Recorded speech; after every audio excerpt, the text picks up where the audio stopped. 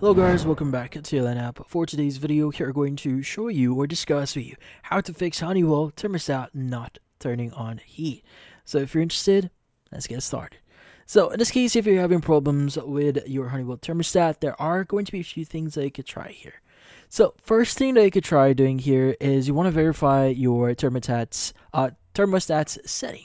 So incorrect settings, especially after a power outage, can stop the heating from turning on or start working.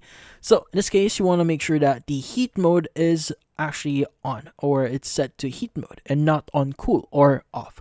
So in this case, as you can see, if you do see cool here, just make sure it's set to heat. Also use the hold function to lock in the correct temperature settings here in order for you to not, or so that it retains that specific setting that when you want heating. Also double check your heating schedule as well, just to make sure that your setting is not a problem. All thing that you might want to do here is you want to check if the thermostat is misreading the temperature. Now, if your thermostat is displaying the wrong temperature here, the built-in temperature sensor may be faulty, so try temporarily bypassing the thermostat by directly connecting the heating system to see if the heat turns on. Now, if it does, the thermostat may need to be replaced. And also, you may need to check the batteries itself. So a weak or dead battery can prevent the thermostat from working properly. Now, you want to replace with fresh ones and see if that restores normal operation here, or your heat actually turns on, start working. Now, if none of those actually work, you could try resetting your thermostat.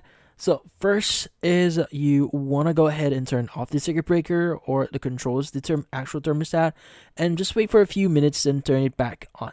Now check if the thermostat is now functioning properly. Now, if none of those actually work, the last and final thing that you could try doing here is to basically contact Honeywell here and probably get support from them. So most likely the issue itself is going to be a lot deeper, so contacting interacting with Honeywell support can help you a lot. But in this case, that's about it. Hopefully this video was able to help you. Like and subscribe at TLN app. Thank you for watching.